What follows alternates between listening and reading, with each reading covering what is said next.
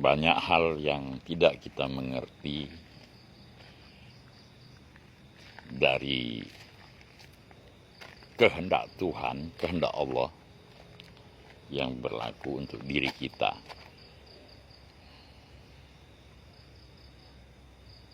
Sebab hanya Allah lah yang maha tahu tentang diri kita, tentang kelemahan kita, tentang kelebihan kita.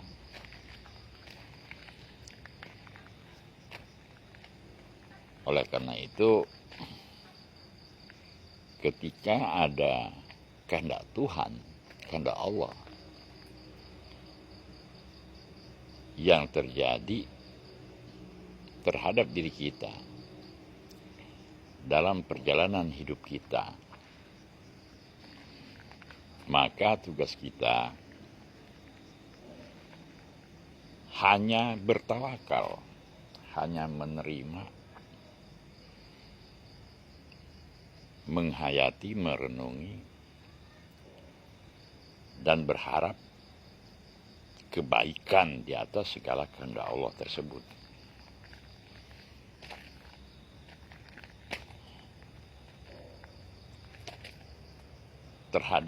Terkadang kita itu seperti dipaksa, seperti dipacu, walaupun sepintas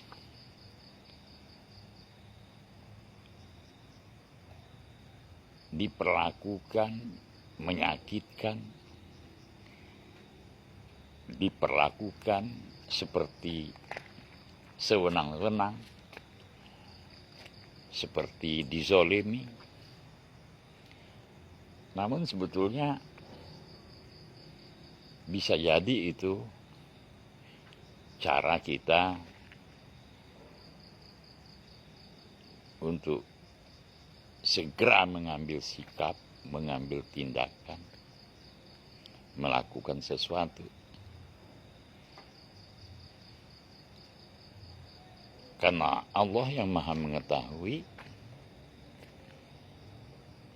dengan cara demikian kita akan bergerak,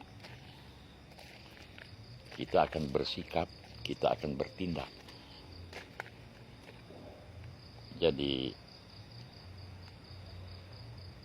cara Allah merekayasa perjalanan hidup kita itu banyak yang tidak kita mengerti, banyak yang tidak kita pahami. Tetapi berprasangka baik di atas segala kehendak Allah yang terjadi dalam kehidupan kita mesti kita lakukan, mesti menjadi sebuah pemikiran, mesti menjadi suatu prasangka baik di dalam kolbu kita. Dan kita dalam bertindak mengikuti rasa kolbu itu tidak perlu kita mempertimbangkan hal-hal lain yang di luar diri kita.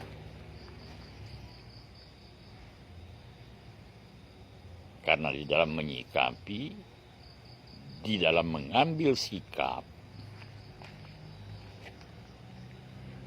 kita harus dengan keyakinan bahwa langkah dan sikap kita di atas bimbingan Allah, di atas kehendak Allah, berdasarkan kita mengikuti rasa hati kita, rasa kolbu kita. Kita sudah sama-sama mengerti, sama-sama yakin ada satu rasa di dalam diri setiap insan yang sudah menerima sinar kuasa Allah itu.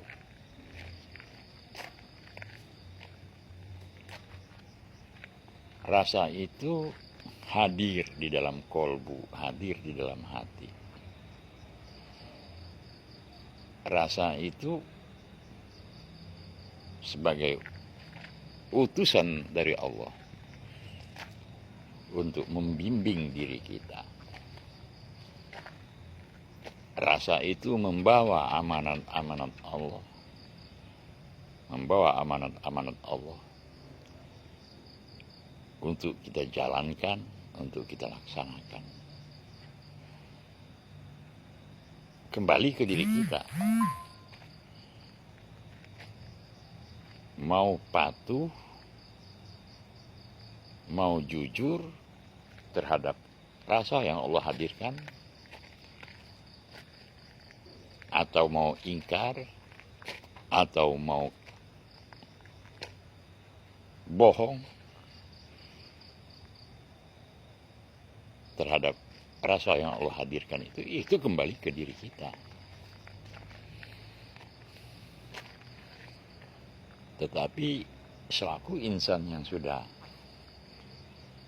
berjanji untuk setia bakti seumur hidup hanya kepada Allah itu, ketahuilah bahwa patuh dan jujur mengikuti rasa yang Allah hadirkan di dalam kolbu kita, di dalam hati kita. Itulah yang namanya setia bakti kepada Allah di atas rasa zat ilahi yang Allah hadirkan di diri kita. Ketika kita mematuhi rasa zat ilahi di atas diri kita, maka kita tidak perlu bingung, tidak perlu takut di dalam mengambil satu keputusan, di dalam mengambil satu tindakan. Karena kita melakukannya di atas kehendak Allah dengan izin Allah. Kita pasrahkan saja kepada Allah. Terkait hal-hal yang bisa saja ada kesewenang-wenangan, ada kezoliman-kezoliman yang dilakukan orang lain terhadap diri kita. Kita mesti yakin Allah yang Maha Adil itu tidak akan pernah salah di dalam menimpakan hukumnya, di dalam memberikan hukumnya. Sebab Maha Adil Allah itu